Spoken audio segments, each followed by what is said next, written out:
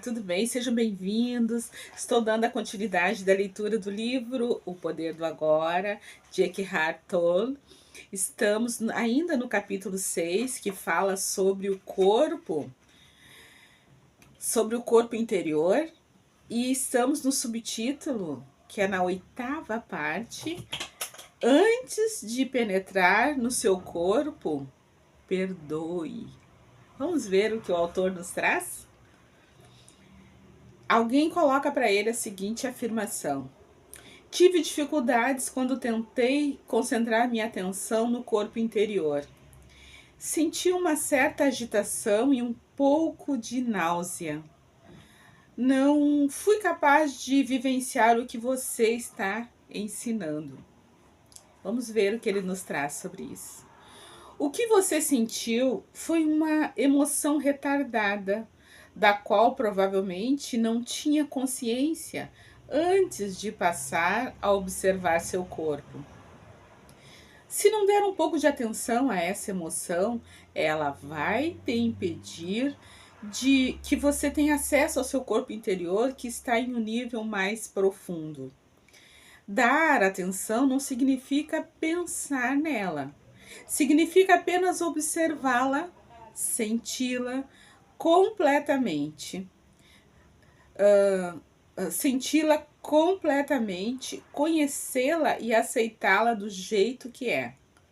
Algumas emoções são fáceis de identificar, como a raiva, o medo e o desgosto. Outras talvez sejam mais difíceis de rotular. Elas podem se manifestar como um leve desconforto, uma aflição ou um peso. Um meio termo entre uma emoção e uma sensação física. Em qualquer dos casos, o que importa não é se você pode dar um rótulo mental a essas emoções, mas sim se você pode tornar essa sensação consciente. A atenção é a chave para a transformação, e isso também envolve aceitação. A atenção é como um raio de luz, o poder concentrado da consciência que transforma tudo nela própria, em um organismo que funcione perfeitamente.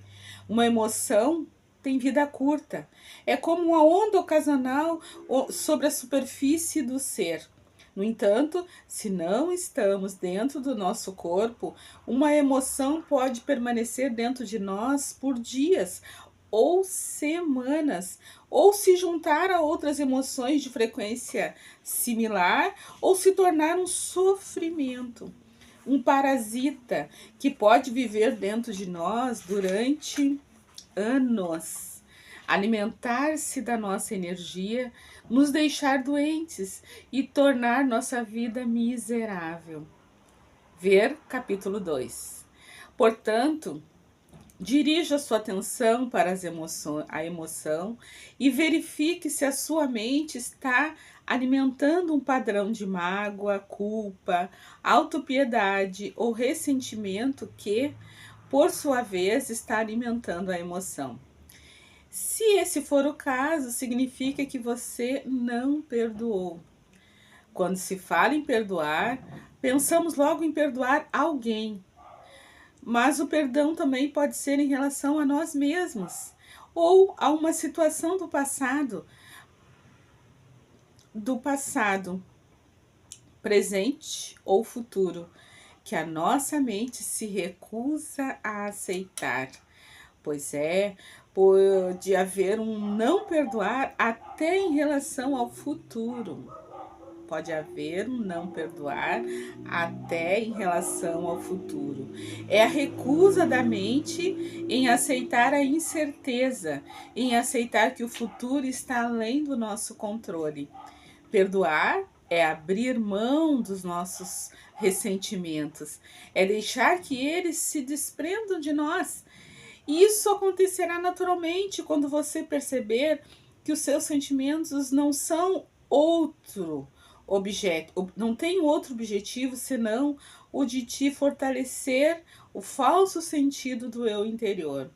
Perdoar não é oferecer resistência à vida, é Desculpa, perdoar é não oferecer resistência à vida, é permitir que a vida aconteça através de você. As alternativas são as dores e os sofrimentos. Um fluxo de energia altamente limitado e, em muitos casos, doenças físicas. Então, ou a gente se permite fluir com a vida e deixar que as emoções passem por nós, percebê-las e deixar que elas passem, tomar consciência do que está acontecendo dentro de nós, né? Aqui ele está falando, ou se não, isso, se a gente não entrar em contato com isso, isso passa a fazer parte da nossa sombra, né? E aí vai se acumulando, vai se ficando aquele lixo emocional que a gente chama, né? Aquelas incompreensões, aquela mágoa, aquele ranço, né, com a vida.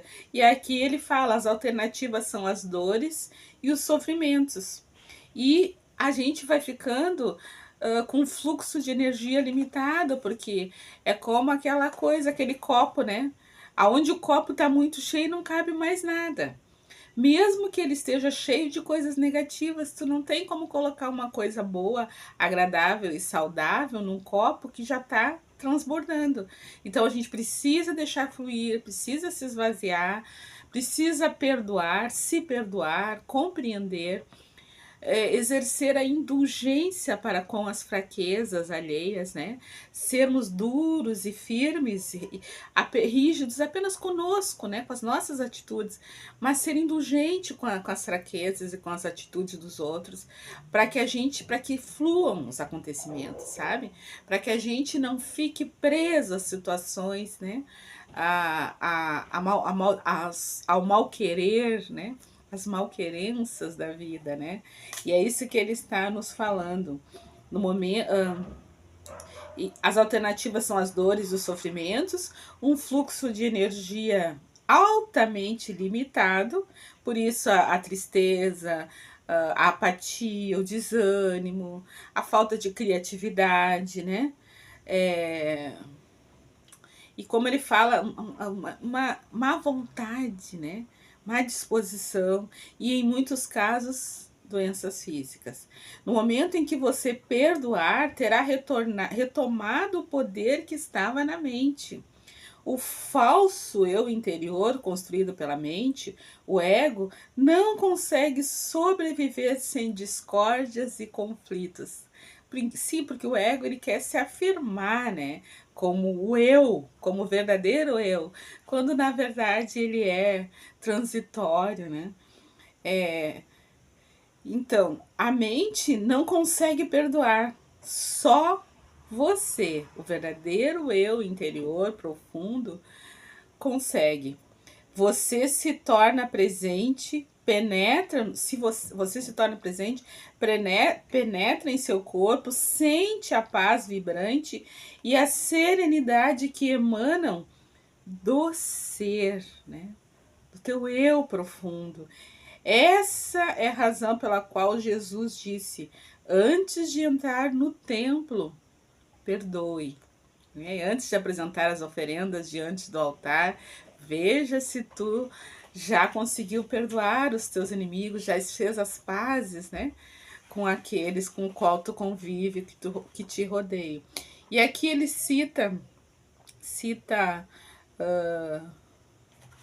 o capítulo 2, que eu vou tentar ver aqui qual é o título desse capítulo 2. Capítulo 2 fala sobre consciência, o caminho para escapar do sofrimento, né? E ele adverte, não crie mais sofrimento no presente. Então, como é que eu vou deixar de ficar criando mais sofrimento? É perdoando, né? O perdão me liberta. O perdão não é uma coisa que eu faço para o outro. É uma coisa que eu entrego ao outro, mas que liberta a mim mesma, né? Das intenções negativas da outra pessoa com relação a mim, né? Eu corto essa conexão minha e dela. E se ela agiu mal sem equivocadamente, eu a libero de culpas e me libero também. E se ela agiu mal intencionalmente com a intenção de me prejudicar, ela terá que responder um dia à lei, né? A lei divina, as leis eternas. E eu não fico presa a isso, né? Não sou eu que devo julgar, condenar, punir, nada disso, né? Existe uma inteligência suprema que tudo sabe, que tudo vê, né? Então eu não preciso me preocupar com impunir ninguém, com o resultado das atitudes do outro. Eu tenho que eu sou responsável pelo que eu trago para dentro de mim, né? Então, assim, o mal que me faz mal não é o mal que me fazem, é o mal que eu ainda faço. Esse que me faz mal. Então, perdoar, esquecer, seguir em frente, né? Recomeçar quantas vezes for necessário, porque às vezes uma porta que se fecha só está nos mostrando que por ali não é o nosso caminho, ou que o nosso tempo naquele espaço de aprendizado e desenvolvimento já está concluído. Aprendemos, realizamos o que viemos realizar naquele ambiente, com aquelas pessoas, e agora é hora de seguir em frente. E às vezes é tão cômodo estar naquele lugar que às vezes até é de dor, até não é como a gente gostaria, mas é um espaço conhecido. E a gente, por medo do desconhecido, se apega, né, na acomodação e a vida nos empurra para frente, porque nós precisamos ampliar a nossa visão de mundo, da vida, de quem nós somos, ampliar a nossa visão de Deus, né? Então, meus queridos, esse subtítulo, antes de penetrar no seu corpo interior, profundo, perdoe. Fica aí a orientação muito clara. Um abraço.